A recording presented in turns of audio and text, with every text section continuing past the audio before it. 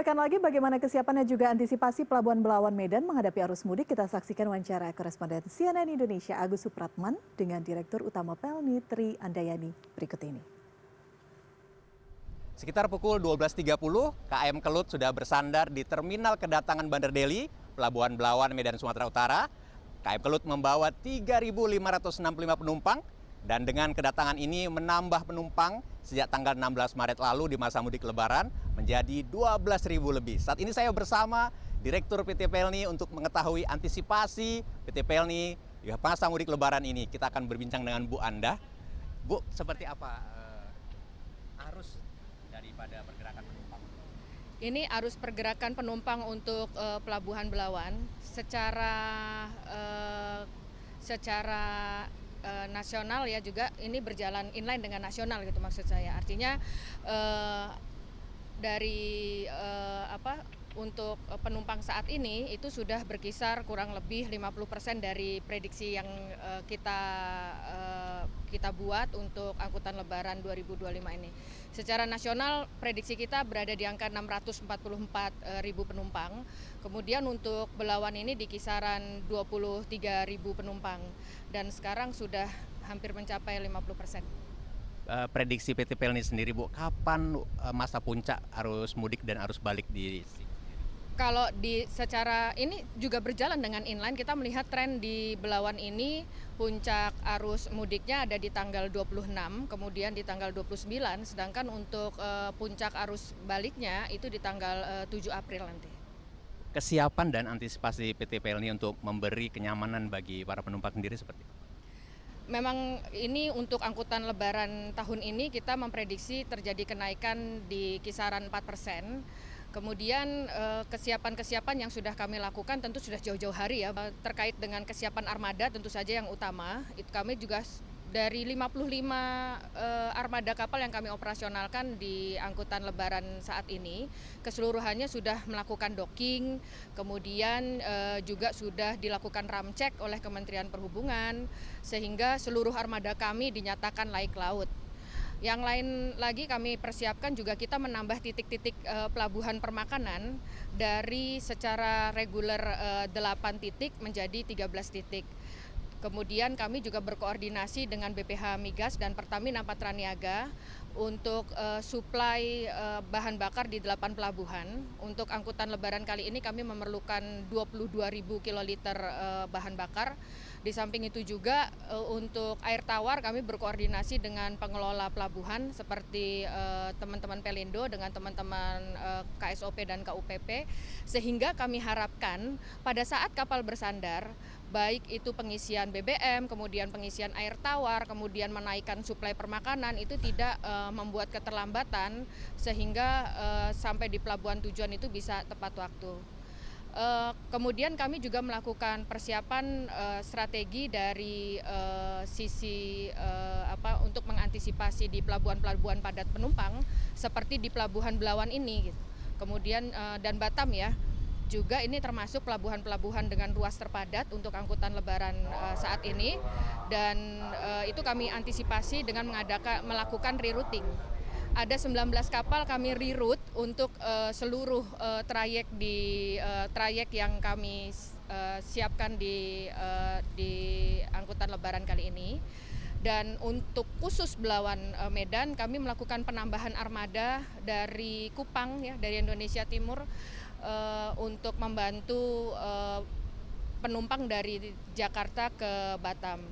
Dan yang kedua strategi kami adalah menambah frekuensi. Seperti KM Kelut ini frekuensinya kalau frekuensi reguler nih Bang, dari Jakarta kemudian Batam, terus Tanjung Balai Karimun dan Medan, kemudian balik lagi Tanjung Balai Karimun, Batam dan Jakarta. Untuk angkutan Lebaran ini karena memang membludaknya penumpang dari arah Batam ke Medan, sehingga frekuensi dari Medan ke Batam itu ditambah 3-4 kali. Nah, sehingga penumpang dari Jakarta ke Batam ini kan nggak ada yang ngangkut nih. Nah, makanya kita datangkan KM Gapulu dari Kupang untuk membantu. Itu. Tadi saya berbincang Bu Anda dari penumpang yang saya temui semua merasa nyaman katanya, Bu. Apa sih Bu sebenarnya fasilitas yang diberikan oleh PT Pelni, Bu, pada para penumpang? Nah, ini ada dua fasilitas ya, dua kriteria fasilitas lah ya. Fasilitas yang umum di mana bisa diakses oleh seluruh penumpang secara tidak berbayar ya, tentu dek penumpang itu sendiri. Kemudian ada musola untuk tempat ibadah yang kalau KM Kelut ini bisa musolanya itu bisa memuat 150 orang ya. Kemudian juga ada fasilitas poliklinik, ada fasilitas playground anak juga ya. Kemudian kami juga punya fasilitas untuk disabilitas dan orang tua ya. Dan kalau fasilitas berbayarnya juga ada tenan-tenan restoran yang walaupun kita sudah memberikan makanan 3 kali sehari, namun kalau mungkin para penumpang ingin jajan atau apa gitu ya, ada tenan-tenan restoran juga, kemudian ada minimarket, kemudian ada mini teater yang berbayar tapi ekonomis, harganya terjangkau. Nah, untuk apa sih bedanya dibanding angkutan lebaran tahun lalu gitu ya? Kalau untuk fasilitas umum kami untuk lebaran 2025 ini kami di seluruh kapal kami sudah ada TV channel, di mana TV channel itu tentu kami harapkan bisa memberikan hiburan sepanjang perjalanan karena seluruh kapal Pelni itu menempuh lebih dari 24 jam Bang gitu. Jadi TV channel itu ada siaran olahraga, kemudian siaran untuk anak-anak gitu, terus drama keluarga dan sebagainya. Kemudian lain hal lagi yang baru adalah yang fasilitas komersial itu wifi berbayar, tapi dengan paket-paket yang sangat ekonomis. Saya paket 20.000, 30.000 gitu ya, dan 50.000 gitu.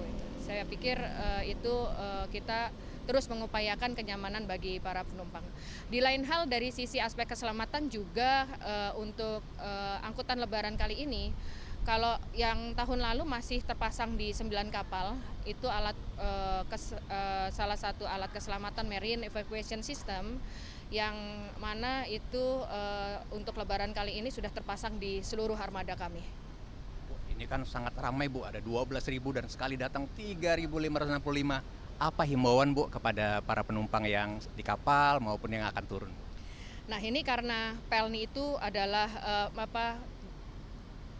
jarak tempuhnya juga jauh ya, dan memakan waktu yang tadi saya sampaikan lebih dari 24 jam.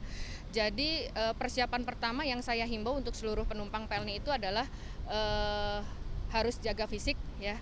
Itu yang utama. Kemudian yang kedua, karena tadi banyaknya, tadi kan Bang Agus lihat sendiri ya, 3.500 turun dari kapal dari arah Batam gitu ya. Jadi saya pikir kalau datang ke pelabuhan saya menyarankan untuk tidak berlama-lama karena itu akan menguras fisik juga gitu ya. Jadi mungkin 3-4 jam sebelum kapal berangkat saya rasa cukup ya, sehingga fisik juga dapat terjaga. Hal yang lain adalah membawa obat-obatan pribadi, itu penting. Dan apabila sudah naik kapal, mungkin kalau untuk yang belum mengetahui di mana letak poliklinik, adanya di dek 7 ya. Jadi mungkin bisa jalan-jalan dulu lah sebentar. Jadi kalau ada hal-hal yang buat mereka itu nggak enak badan, jadi nggak usah cari-cari lagi nanti. Khususnya untuk yang para penumpang ini yang memang punya penyakit bawaan ya, misalnya asma atau jantung gitu ya.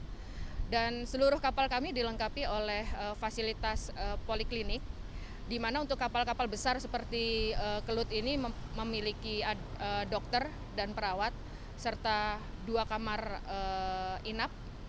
Melahirkan pun juga bisa di atas kapal. Jadi, tapi saya sarankan nanti kalau sudah naik langsung di mana sih poliklinik nih gitu. Jadi kalau ada terasa apa yang kurang enak gitu nggak usah cari-cari lagi, langsung temui dokternya, dirawat di ruang inap. Kalau memang harus diperlukan perawatan sebentar gitu ya untuk recovery lagi, sehingga nanti sampai di tujuan itu bisa langsung berkumpul dengan keluarga dalam keadaan sehat walafiat. Baik Bu, terima kasih. Semoga penumpang semua terlayani dengan baik dan PT Pelni semakin sukses Bu. Terima kasih. Ya, saat ini KM Kelut juga akan bersiap. Nanti pukul 8 malam dari tempat ini, dari Bandar Deli, Pelabuhan Belawan akan berangkat lagi membawa para pemudik yang akan pulang ke Batam. Dan pada tahun ini ada 11 angkutan yang hilir mudik akan mengangkut penumpang dari Bandar Deli, Pelabuhan Belawan, Medan, Sumatera Utara. Demikian Go Mudik Update kali ini, saya Elvira Karunisa. Terima kasih, sampai jumpa.